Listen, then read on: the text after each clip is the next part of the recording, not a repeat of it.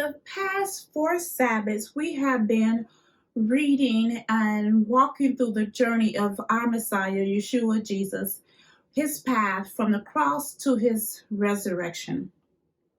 We have been comparing the Christian faith versus the Hebrew roots in the series of Palm Sunday to Easter versus Passover to unleavened bread.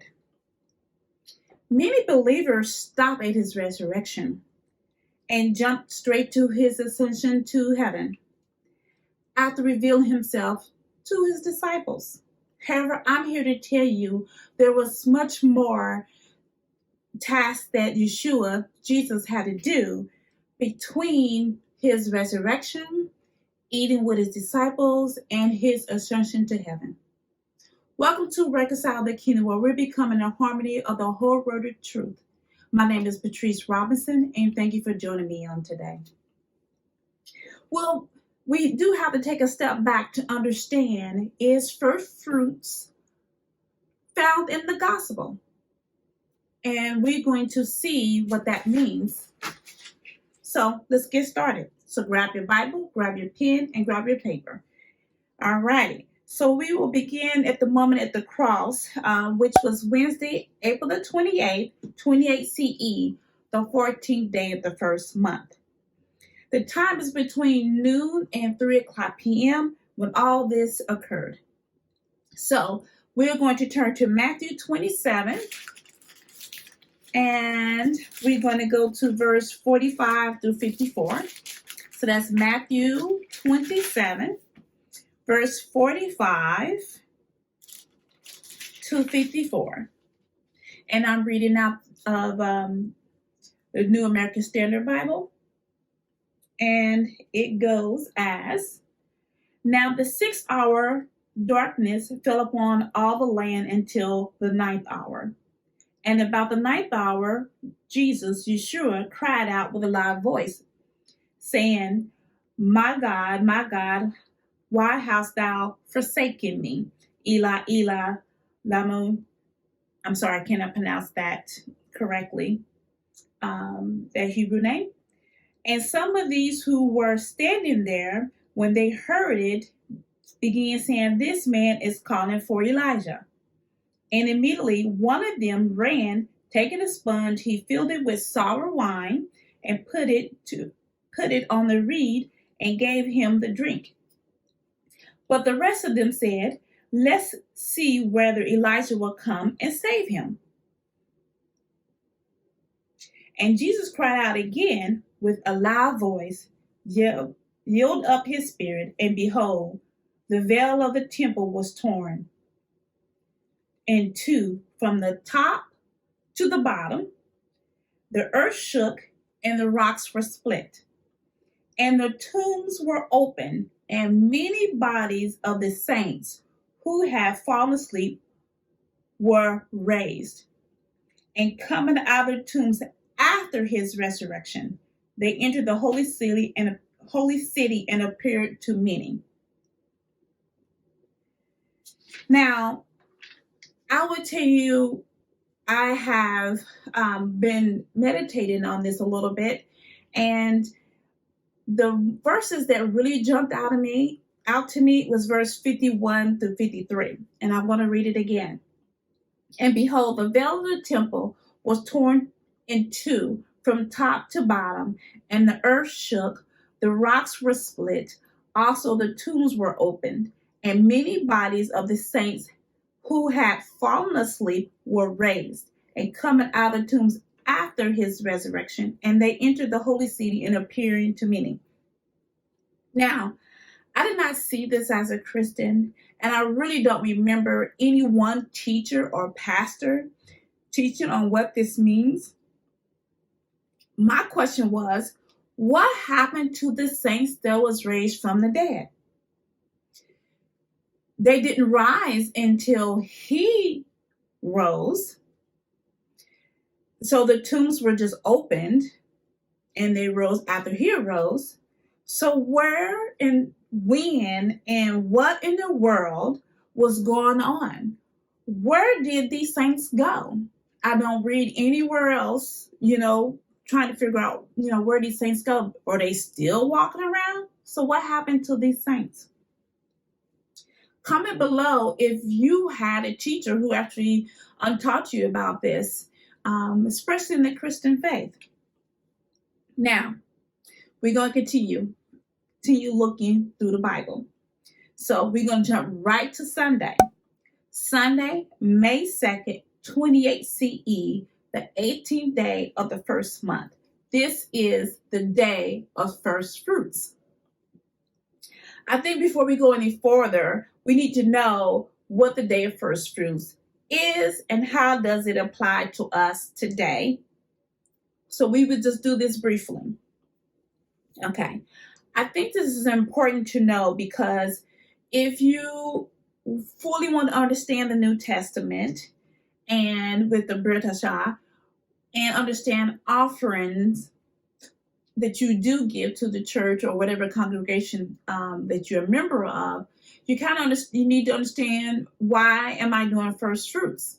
And so I do want to bring this point up. I remember when I was in the church, it was about 6 or 7 years ago, first fruits wasn't known. So in between the time that I made the decision to follow this path and to now, first fruits has entered into the church.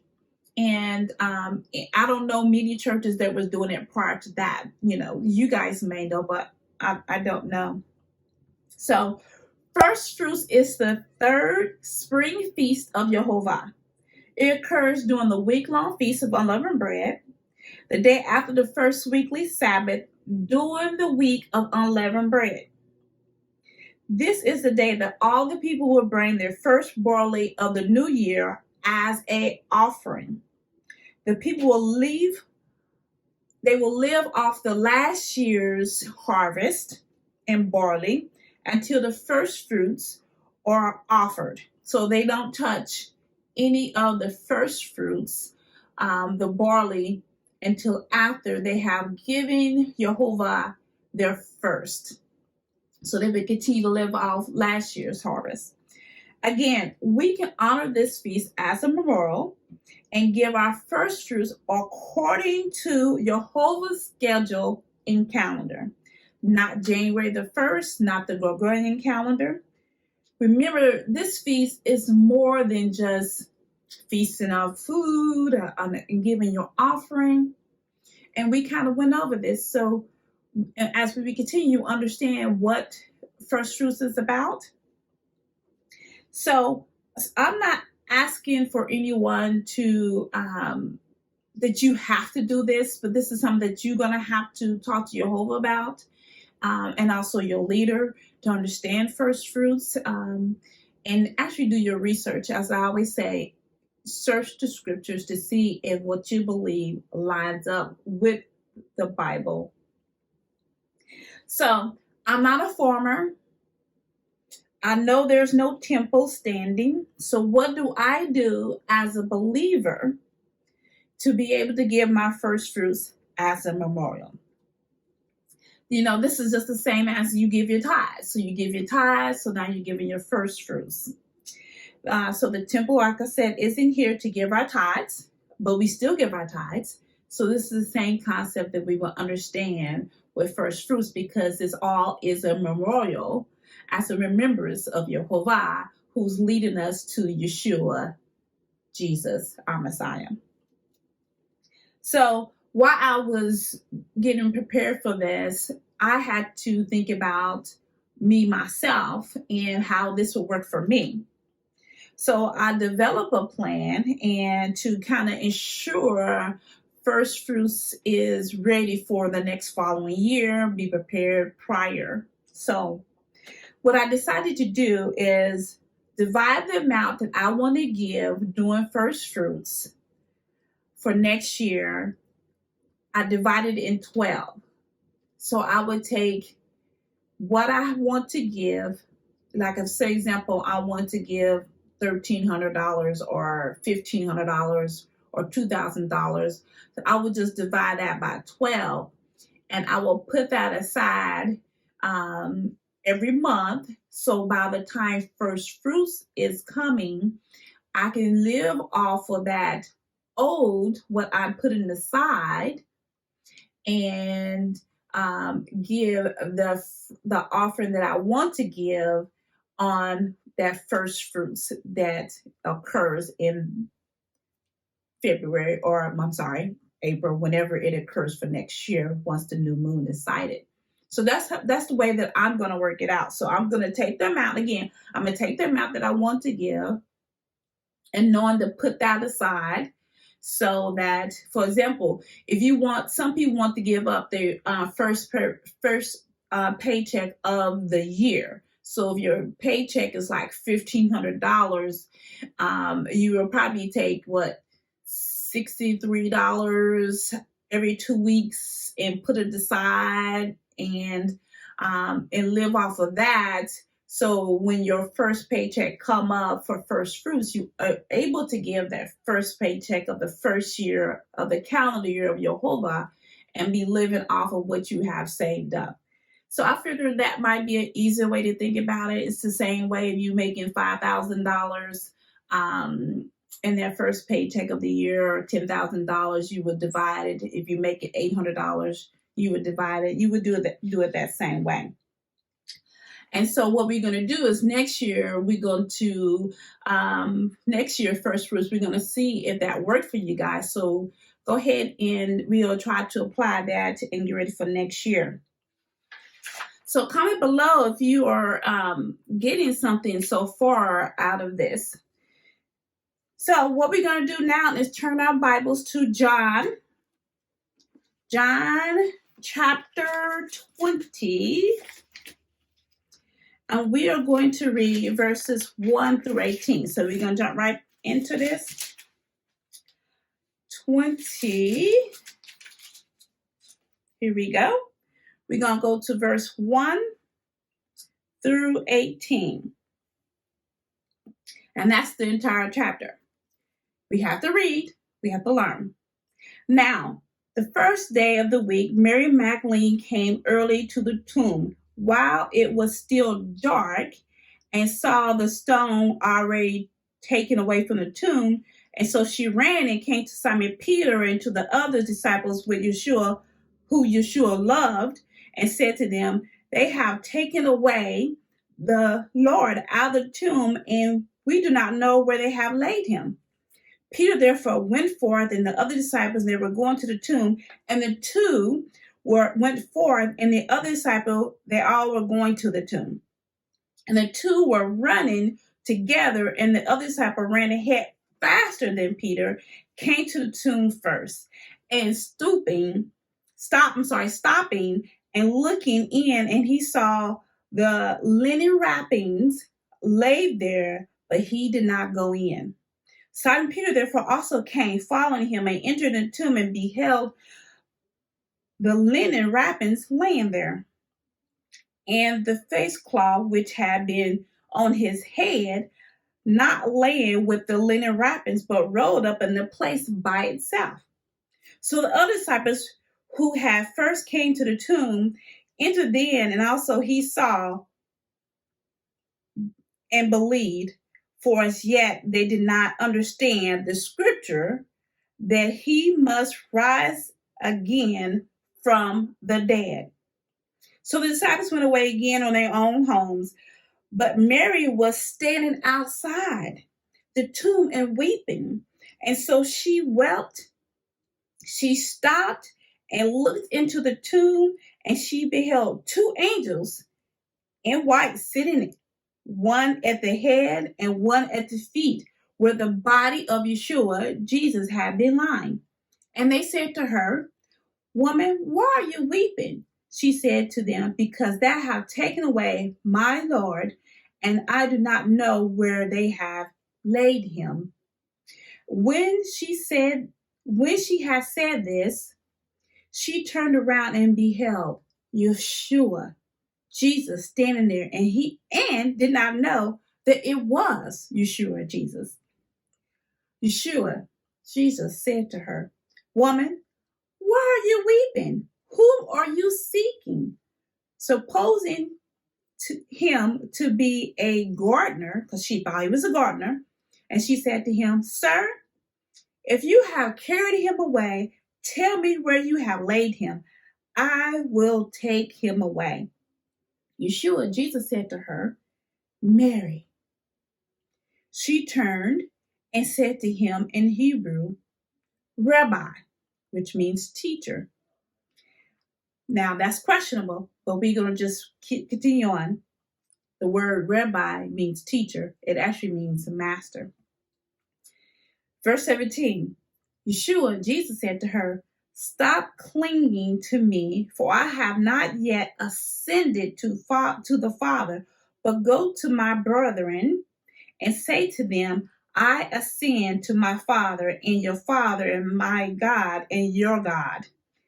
Mary Magdalene came, announcing to the disciples, I have seen the Lord, and that he said these things to her.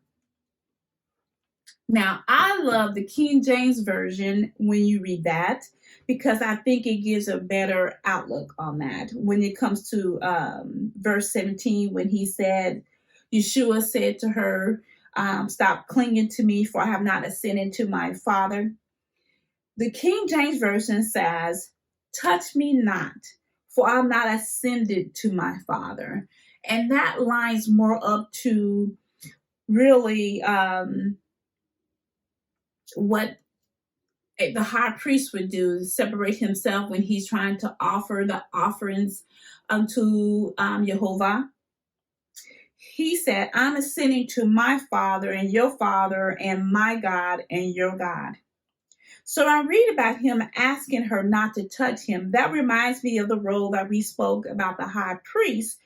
What many believers, I should say, I think we have to understand more the temple service, the temple days, especially around Herod time and before then, how the high priest, how they prepare the first fruits, that first fruits, they would separate themselves from all others and offer up their offerings, especially for the Day of Atonement.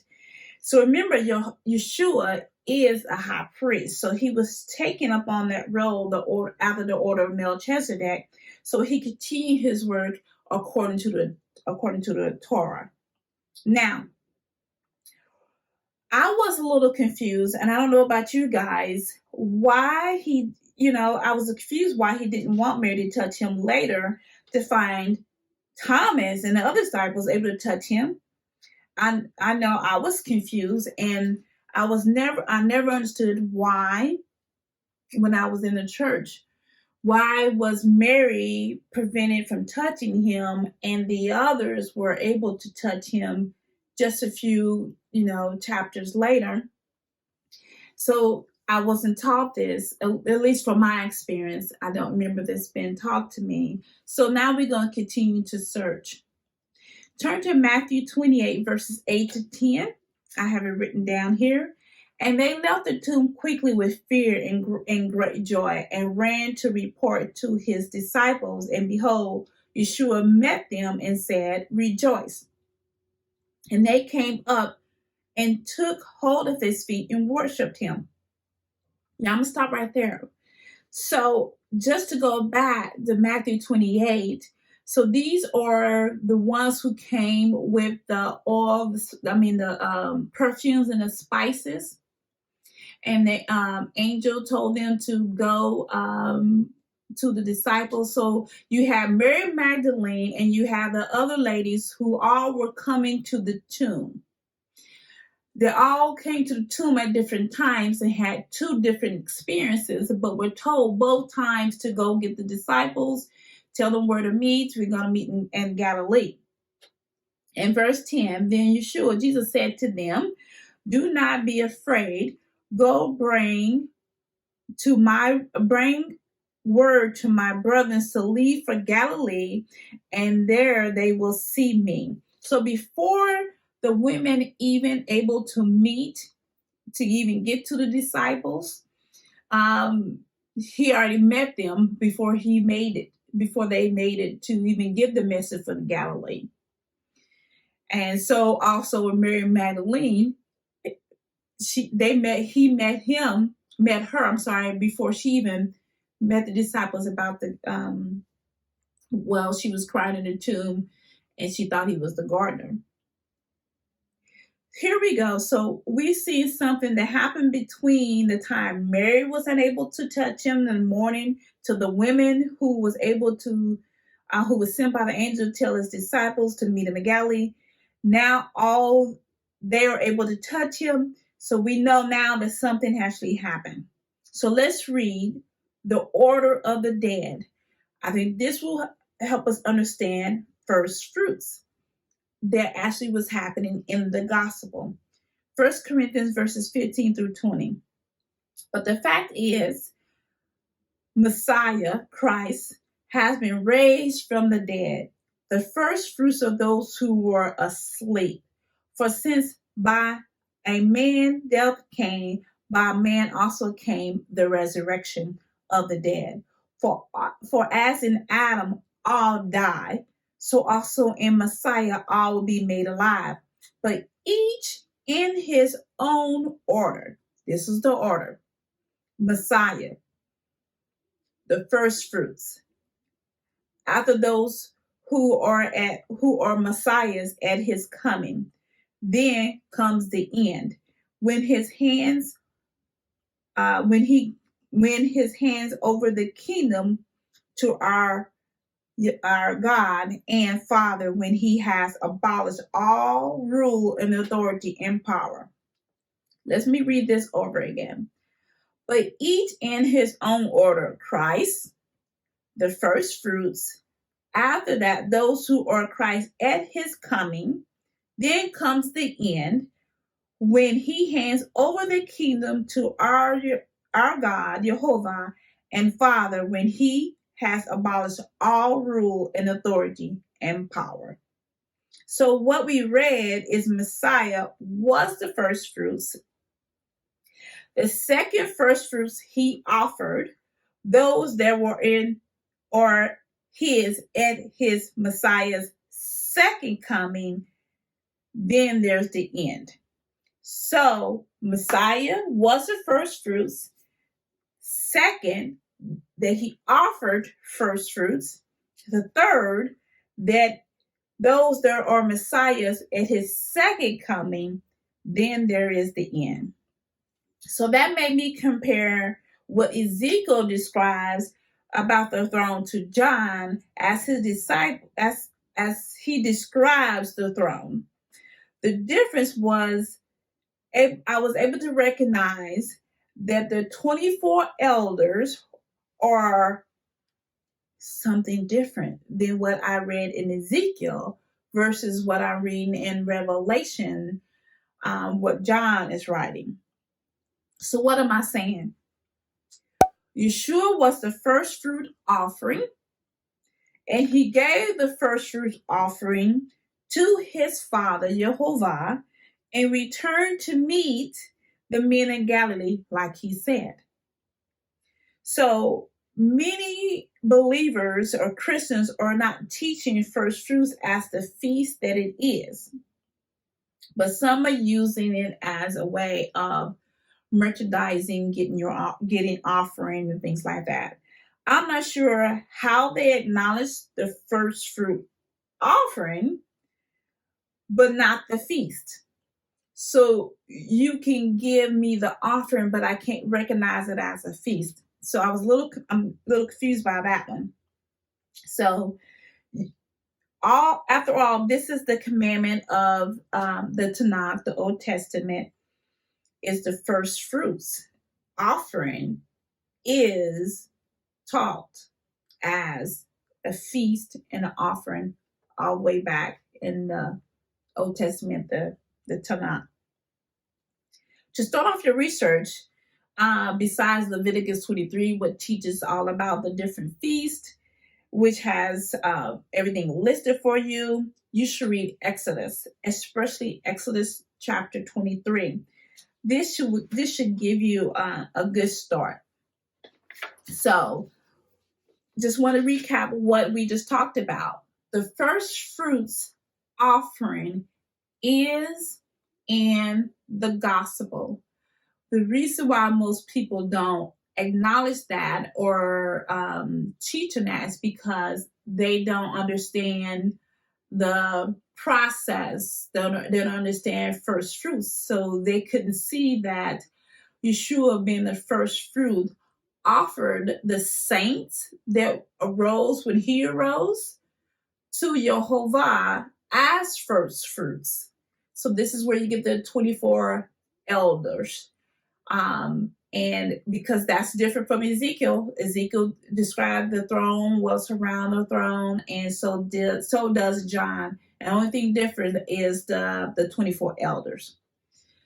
I hope you got an understanding of first fruits and that it is found in the Gospels. And so tonight, at sunset, we will start counting the Omer, which meaning that we'll be counting up to the next feast, which is Feast of Weeks, with Shavuot. So I hope this gives you a better understanding of first fruits, at least enough to begin your search. I hope this is giving you a plan to prepare for first fruits offering for next year. And I hope that you have gotten a spark enough to ask questions, to begin to do your research and give your all for Yehovah. So don't forget to subscribe, leave a comment, and share, and follow me on Pinterest. And I'm looking forward to seeing you next week. May Yehovah bless you and keep you. May Yehovah shine his face on you and give you his peace. May Yehovah shine his face towards you and give you his favor. In the name of Yeshua. Amen. Shabbat Shalom.